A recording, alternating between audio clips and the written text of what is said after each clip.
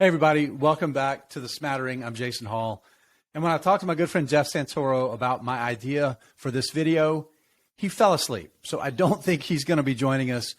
But friends, I don't want you to fall asleep on this important investing topic. We're going to talk about bond yields, rising interest rates, and the risks that that creates for stock investors and what you can do about it in your portfolio.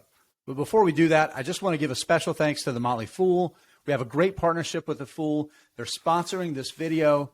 If you like what we do in this video and you're looking for great stock ideas, go to our link. Go to fool.com/thesmattering, put in some information, and you're going to get back The Fool's best 10 stocks to buy right now. Please check that out, and thank you. So let me paint a picture for you. You're an investor like me, us retail investors, us little money guys. By and large, we've got two things we can invest in. We've got stocks and we've got bonds, right? That's largely the same thing. If you're a hedge fund manager, if you're a pension fund manager, a high net wealth individual with your family office, by and large, those are the two buckets that you're investing a lot in. You're investing in stocks, you're invested in fixed income. Yeah, there's other things. There's private real estate, there's alternative assets and that kind of stuff too. But by and large, hundreds of trillions of dollars globally goes into stocks and goes into bonds, okay? So what is the relationship between the two, and how do the pricing for one affect the other? First, we need to talk about what they are. Stock, you own a company, right? So you own all of the upside of that company's ability to grow earnings per share and to grow cash flow per share over time. The idea, you buy a great business that's able to create real, durable competitive advantages, turn those advantages into more market share, turn that more market share into higher earnings. The business is worth more money. You win as an investor when that happens. You also own all of the risk. That's the downside. So when you own the business, you're first in line for the profits. You're also last in line to get the scraps when things go really bad. What do you get if you're a bond investor? The math is really simple. You buy a bond, you get that money back when the bond matures, right? That's your principal that you lent to whoever issued that bond. You also get some interest. The bond issues a yield. So your math is you get all your money back when the bond matures, and you also get the interest that it pays in a yield.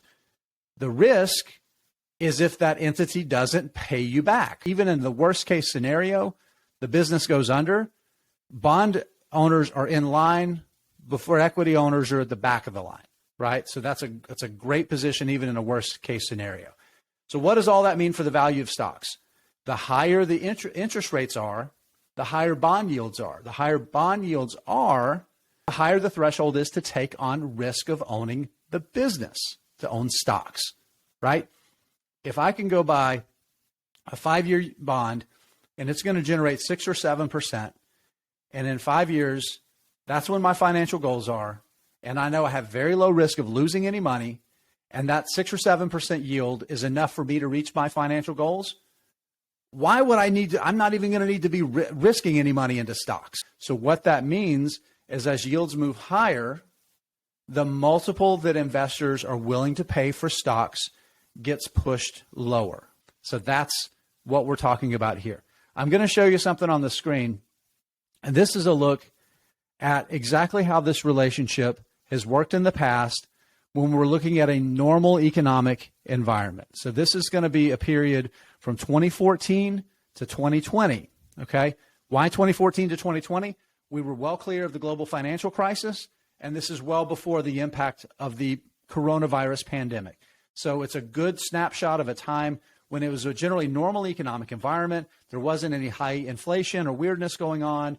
There weren't any major economic shocks to the system that had happened. So it's a good textbook case of kind of how this plays out. So what do we have? We have the yellow line. This is the multiple for the S&P 500, the price to earnings multiple. And the purple line is the yield for the 10-year treasury. We're using that as kind of our benchmark here. So as you can see from 2014 through close to the end of 2017 or 2016, you see that the yield for the treasury was falling. The overnight rate from the Federal Reserve was essentially 0% for much of that time. the Treasury rate continued to fall, and investors continued to pay a higher and higher premium for stocks. Okay? They were willing to take on that higher risk because they weren't getting much of a yield on that 10-year Treasury. And again, we're talking about it was below 3% that entire period of time. Now we see rates started to move higher. Rates started to move higher in late 2016, going in through the end of 2018. What happened? Investors' appetite for risk was squeezed lower. And then what happened again?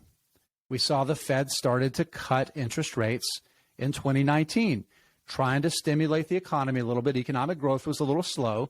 So the Fed said, let's cut rates, right? So they were cutting rates.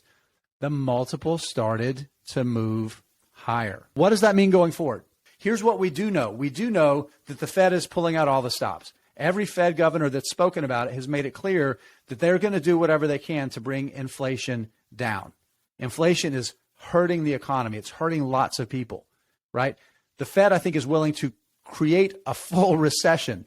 Now, we've seen GDP decline. We haven't seen massive jobs losses. I think they're willing to risk doing that to get inflation under control for the long-term health of the economy. So right now, we have the risk of rising rates pushing multiples down. We also have the fear of recession, reducing the appetite for stocks because of the risk in the near term, right? So those things create this massive uncertain environment right now. We're seeing investors flock to safe stocks. We've seen blue chip stocks start to trade for some of the higher valuations than we've seen in some period of time.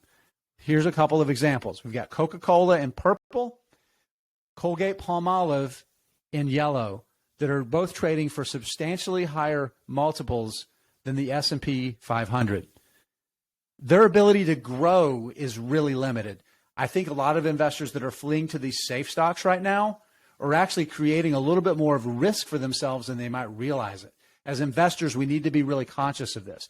What could happen for these companies once we get through this period of uncertainty and fear and worry, where investors have increased the valuation for these wonderful businesses that can't really grow very quickly? If we see continued pressure on their multiples, we get past this worry about being in the safest businesses and investors start moving out of the safe companies.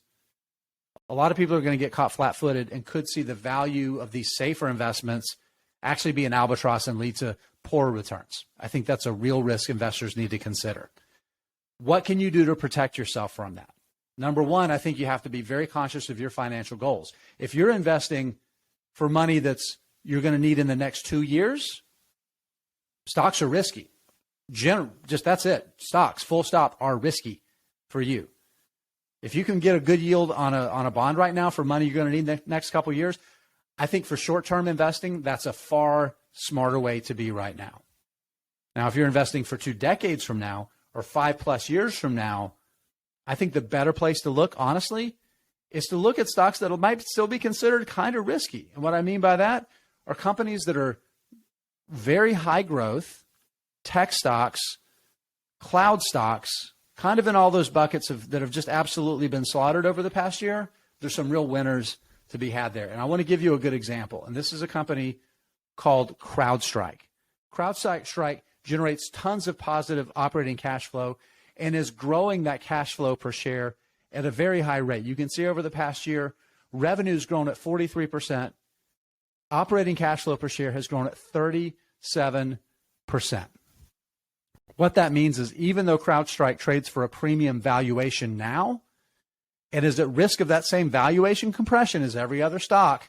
If we see rates continue to rise, it's growing at such a rapid rate, and its addressable market is so large it can continue to grow at a rapid rate. Even if we see continued compression of its valuation, it has the ability to outgrow that and still be a wonderful, wonderful investment. So to sum it all up, friends, I think you have to acknowledge that that risk is there. Think about the fact that the safest stocks might actually still be risky when you think about the compression of their multiple. And some of the best stocks to own could be the ones that the market has turned away from because it views them as being risky because of the line of business that they're in. Think about your own individual decision. Invest accordingly. You can do it.